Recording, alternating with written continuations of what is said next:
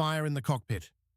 Those 4 words, screamed over a NASA radio at 6:31 p.m. on January 27, 1967, lasted 17 seconds before the voices stopped forever. 3 men were dead before the hatch could be opened. Between 1957 and 1971, both superpowers buried their dead in silence. Cosmonauts erased from photographs, astronauts cremated in their own pressure suits, scientists whose names were stripped from concentration camp ledgers and stamped onto American passports. The official death toll of the space race is 15. The real number is closer to 100. And most of them never reach space at all. These are the 5 darkest stories the textbooks left out. Cape Kennedy, January 27, 1967. The Apollo 1 capsule sits atop a Saturn IB rocket on Launch Complex 34. Inside, 3 men in pressure suits are running what NASA calls a plugs-out test. The rocket isn't fueled, the hatch is sealed. The cabin is filled with pure oxygen at 16.7 pounds per square inch, higher than sea level pressure. In that environment, materials that wouldn't burn in normal air go up like gasoline. Virgil Gus Grissom is the commander, 40 years old, already an American hero. Ed White, the first American to walk in space, sits in the middle. Roger Chaffee, the rookie, is on his right. They have been strapped in for over 5 hours. The countdown is plagued with problems. A sour smell in the oxygen system, a stuck microphone. Communication failures so severe that Grissom finally snaps over the radio. How are we going to get to the moon if we can't talk between 2 buildings? At 6:54 p.m., a voltage spike registers on telemetry. No one notices. Beneath Grissom's seat, a frayed wire arcs in pure oxygen. A piece of Velcro catches, then a nylon strap, then everything. 10 seconds later, Chaffee's voice cuts through the comm. "We've got a fire in the cockpit." The audio captures Ed White next, struggling with the hatch, a heavy inward opening door designed to be sealed, not escaped. The cabin pressure spikes from internal heat. The hatch is now physically impossible to open from inside. Chaffee shouts again, "We're burning up." Then comes a final scream that engineers to this day refuse to publicly describe. 17 seconds after the first call, the capsule ruptures. Flames shoot toward the gantry. Pad workers try to fight through the smoke, but the heat is too intense. It takes 5 minutes to crack the hatch. Inside, the 3 astronauts are fused to their seats. White's gloves are melted to the inside of the hatch he died trying to open. Chaffee's harness is intact, meaning he stayed at his station to maintain communications, exactly as he was trained. The autopsies determine they died not from burns, but from asphyxiation. The fire consumed the oxygen so quickly that it suffocated them within 30 seconds. Their suits, designed to protect them in the vacuum of space, sealed in the lethal heat instead. The investigation that followed found over 20,000 design flaws. The wiring was a mess. The cabin was packed with flammable materials, netting, paper, Velcro, foam. Most damning of all, the entire pure oxygen environment had been chosen for engineering convenience. Despite a 1962 internal NASA memo warning, it created a serious fire hazard. That memo had been buried. Grissom had complained about the capsule's defects so loudly that he hung a lemon on the simulator a few weeks before the test. His widow, Betty, would later sue contractor North American Aviation. She settled out of court for $350,000. The truth she sought never came out in public. NASA grounded the Apollo program for 20 months. Engineers redesigned the hatch, removed flammable materials, and lowered the cabin pressure. Apollo 7 launched in October 1968. By then, the agency had quietly absorbed a lesson it would not name aloud. The moon would cost more than money. But while America mourned its 3 men in front of television cameras, the Soviets were preparing to launch a cosmonaut they all knew was about to die. In a spacecraft, one engineer described as having 203 structural defects because Leonid Brezhnev had a parade scheduled for May Day. Vladimir Komarov was 40 years old, a Soviet test pilot, handpicked by Sergei Korolev himself. By April 1967, the new Soyuz spacecraft had been failing every test for 2 years. Engineers had compiled a 10-page internal report listing 203 structural defects. They sent the report up the chain to Brezhnev through KGB Colonel Veniamin Rusayev. Brezhnev wanted a triumphant launch for the May Day celebrations, marking the 50th anniversary of the October Revolution. He ignored the report. Anyone who tried to deliver the news again was demoted, or worse, Komarov knew. So did his closest friend, Yuri Gagarin, first man in space, national hero, untouchable. Gagarin volunteered to fly Soyuz 1 himself, knowing this would force the Kremlin to cancel the launch. Since they could never risk Gagarin, it didn't work. Komarov refused to let his friend die. He told a colleague, in tears, "If I don't make this flight, they'll send the backup pilot instead. That's Yura, and he'll die instead of me. We have to take care of him." April 23, 1967. Soyuz 1 launches from Baikonur. Within hours, things go wrong. One of the 2 solar panels fails to deploy. The spacecraft begins spinning. Power drops. Communications garble. Komarov manages to manually stabilize the craft long enough to begin re-entry, a feat NASA engineers would later call superhuman piloting. He survives the burning re-entry. The drogue parachute deploys. Then, the main parachute. It tangles. The reserve parachute deploys. It tangles in the drogue. Komarov falls, fully conscious, from 23,000 feet. A U.S. National Security Agency listening post in Istanbul intercepts the radio communications. Komarov knows he is going to die. He spends his last minutes screaming. Some accounts, disputed but persistent among defectors, claim he cursed Brezhnev and the engineers who had sent him up by name. Other accounts say his wife, Valentina, was patched through to the spacecraft. He told her how to raise their 2 children. He said goodbye. The capsule strikes the ground at 89 miles per hour. The retro rockets, designed to soften impact, fire anyway, exploding the crushed wreckage. By the time recovery teams arrive, all that remains of Vladimir Komarov is a small lump of charred bone and tissue measuring no more than 30 centimeters across. The Soviets staged an open casket funeral. The casket displayed his charred remains. Photographs exist. They were taken at the Kremlin's order as proof of sacrifice. Yuri Gagarin never recovered. He drank heavily. He demanded the engineers responsible be punished. He cornered the head of the Soviet space program at a Kremlin reception and reportedly threw a drink in his face. Less than a year later, on March 27, 1968, Gagarin himself was killed in a mysterious MiG-15 training crash near the village of Kirchach.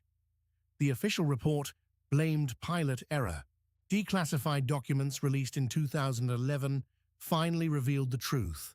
A Soviet Su-15 fighter had violated airspace, passed within meters of Gagarin's plane at supersonic speed, and almost certainly triggered the fatal spin. The pilot of the Su-15 was protected. The truth was buried for 43 years. Komarov's remains, what was left, are buried in the wall of the Kremlin. Cosmonauts visit the spot. They leave coins. Some leave nothing at all. But Komarov was not the worst Soviet space disaster.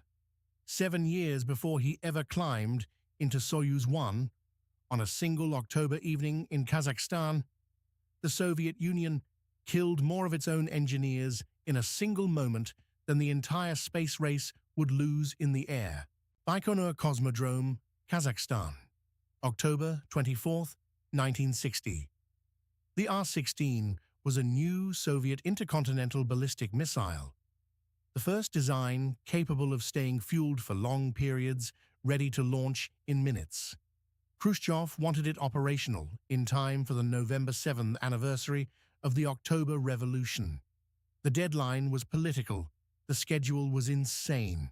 The R-16 used hypergolic propellants, fuels that ignite on contact with each other. No spark needed. The rocket had been fully fueled and was standing on the pad when engineers discovered a serious electrical fault in the second-stage ignition system. Standard procedure required draining the fuel before any work near the rocket. Draining took 24 hours. Khrushchev's deadline did not allow 24 hours. Marshal Mitrofan Nedelin, Commander-in-Chief of the Strategic Rocket Forces, a hero of Stalingrad, 58 years old, made the call.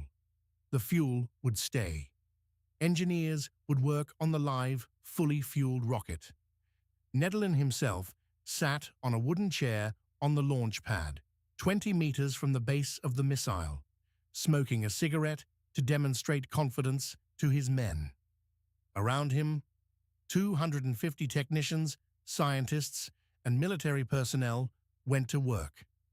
At 6:45 p.m. local time, a programming error in the new electrical control unit caused the second-stage engine to ignite while still mounted on top of the first stage.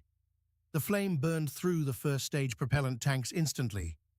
20,000 gallons of nitric acid and hydrazine erupted in a fireball that reached 3,000 degrees Celsius, hot enough to melt steel. Witnesses on the perimeter described people running while completely engulfed in fire. Silhouettes only, all features burned away in seconds. The asphalt around the pad melted instantly. Some men leapt into it, trying to escape, and stuck fast as the flames reached them. Others were vaporized so completely that all that remained were buttons, coins, and the occasional Communist Party badge fused into the cooled tar. Marshal Nedelin himself was identified by a single melted shoulder board and the hero of the Soviet Union Gold Star medal he had been wearing.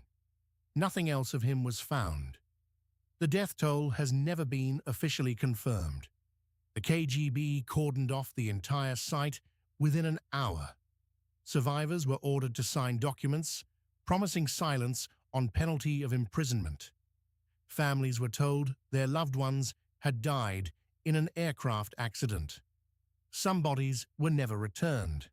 Others were buried in mass graves at Baikonur, marked only with numbers. Estimates today range from 78 to 126 killed. The true number is likely higher. Many burn victims died slowly in remote hospitals over the following weeks, recorded as unrelated casualties. The Soviet government denied the disaster ever occurred for 29 years. It was finally acknowledged in April 1989, by which point most of the children of the dead were grown adults who had been lied to their entire lives. A curse fell on October 24th at Baikonur. On that exact same date, in 1963, 3 years to the day, another fueled rocket on the same complex caught fire during testing. 8 more men died. The KGB covered that one up too. To this day, no Russian rocket is ever launched on October 24th. Every cosmonaut, every engineer, every cleaning crew has the day off. They call it Black Day. The launch pads sit silent. But before Nedelin, before the R-16, before any Soviet had ever flown in space at all, there had already been a cosmonaut who burned alive. And the Kremlin spent 25 years pretending he had never existed. In May 1986, 25 years after the fact, a single brief paragraph appeared in the Soviet newspaper Izvestia. It mentioned the death of a young Air Force lieutenant named Valentin Bondarenko, who had perished in an accident during cosmonaut training in 1961. Until that paragraph, the Soviet Union had insisted for a quarter of a century that no such man had ever existed. But he had. He was 24 years old. He was the youngest member of the original 20 cosmonauts selected with Yuri Gagarin in 1960. He had a wife, Galina. He had a 5-year-old son, Alexander. He was Yuri Gagarin's friend. On March 23, 1961, exactly 19 days before Gagarin's historic flight, Bondarenko was inside an isolation pressure chamber at the Institute of Aviation Medicine in Moscow. He was on day 10 of a 15-day endurance test, alone in a small steel cabin pressurized with nearly 50% pure oxygen.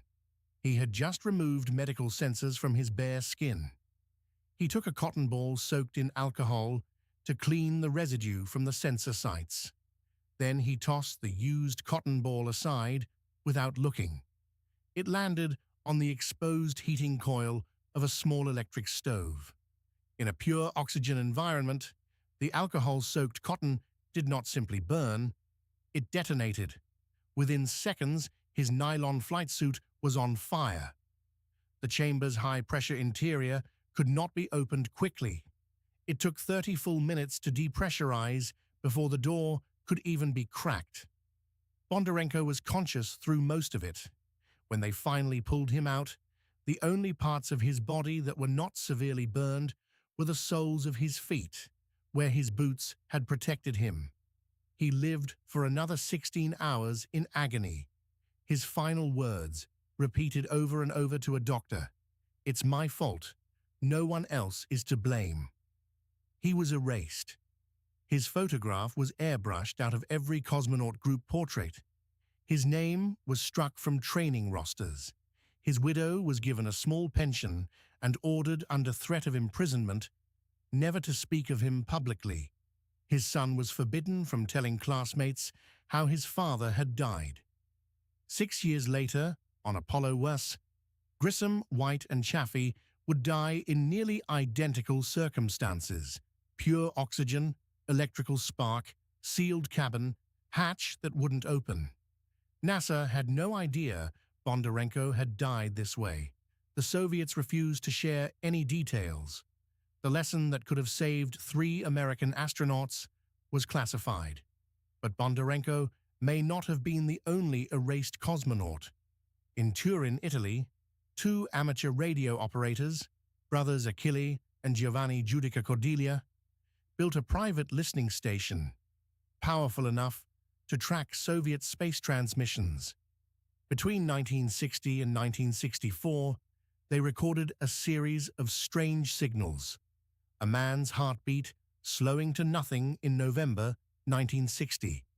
A capsule veering off course in February 1961, 3 months before Gagarin officially became the first man in space. A woman's voice in May 1961, sobbing in Russian. "I see a flame. The capsule is burning. Will I crash? Yes, yes. I feel hot." Then silence. The Soviets denied all of it. Western officials dismissed the brothers as hoaxers. But the recordings exist. They are archived. They have been authenticated as real radio transmissions on Soviet frequencies. What they actually captured has never been resolved. Some researchers believe as many as 11 cosmonauts may have died in space before Gagarin's flight. 11 men and women launched into the cosmos, killed in the cosmos, and erased from history before anyone outside the Kremlin could ever learn their names. But the most disturbing secret of the entire space race wasn't the dead it covered up. It was the men who built the rockets. And the place where they had built rockets before. July 20th, 1969. Neil Armstrong steps onto the lunar surface. The man who designed the Saturn V rocket that put him there sits inside Mission Control in Huntsville, Alabama. His name is Wernher von Braun. He is 57 years old. He is a German immigrant. and until May of 1945, he had been an SS Sturmbannführer, a major in Heinrich Himmler's Schutzstaffel. Von Braun designed the V-2 rocket for Nazi Germany, the world's first long-range guided ballistic missile. Between September 1944 and March 1945, V-2 rockets killed approximately 9,000 civilians in London, Antwerp, and Paris. But the V-2s killed more people building them than they ever killed in flight. The rockets were assembled at the Mittelwerk, a vast underground factory complex carved into a limestone mountain in the Harz region of central Germany. The labor force was supplied by the Mittelbau-Dora concentration camp, located meters from the factory entrance. 60,000 prisoners passed through Dora between August 1943 and April 1945. At least 20,000 of them died, some of starvation, some of exhaustion, many of disease, and a great many were publicly hanged from overhead cranes inside the factory tunnels as a warning to other slaves who might consider sabotage. Wernher von Braun visited the Mittelwerk repeatedly. He saw the prisoners. He saw the bodies. In one surviving 1944 internal letter, he personally requested additional prisoners from the Buchenwald concentration camp to accelerate production. After the war, when questioned under oath, he claimed he had been horrified by conditions but powerless to change them. Survivors of Dora disagreed. One of them, a French resistance fighter named Guy Morin, testified that he had personally watched von Braun order a prisoner beaten to death for suspected sabotage. In early May 1945, with Soviet armor advancing on the Mittelwerk, von Braun and 124 of his top engineers slipped west through Bavaria and surrendered to the United States Army. They had a plan. They had hidden 14 tons of V-2 documentation in an abandoned mine shaft. They offered all of it to the United States in exchange for safe passage out of Europe. The American government accepted. Operation Paperclip, officially declassified only in 1973, brought 1,600 German scientists, engineers, and technicians to the United States between 1945 and 1959. Most had been Nazi Party members.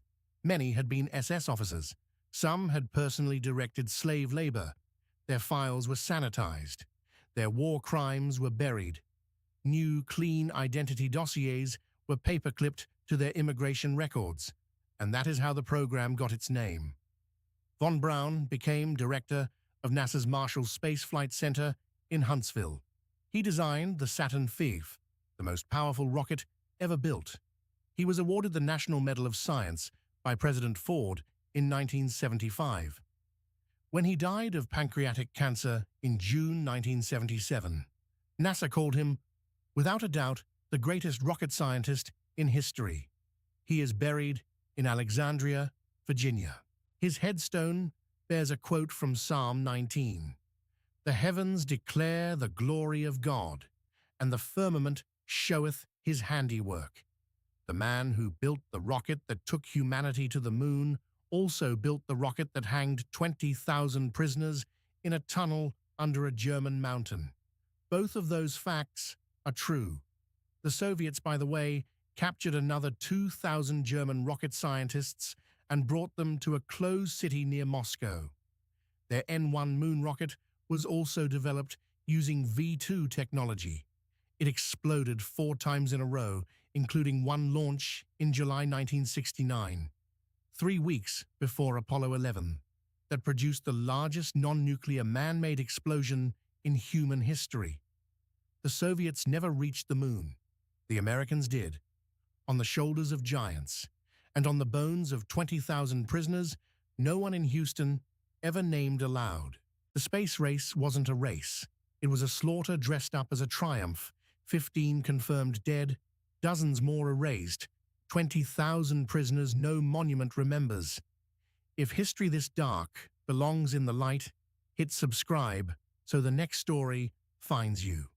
Next week, the Soviet biological weapons facility that leaked anthrax into a city of 500,000 people in 1979, and the cover-up that lasted longer than the Soviet Union itself. Don't look away.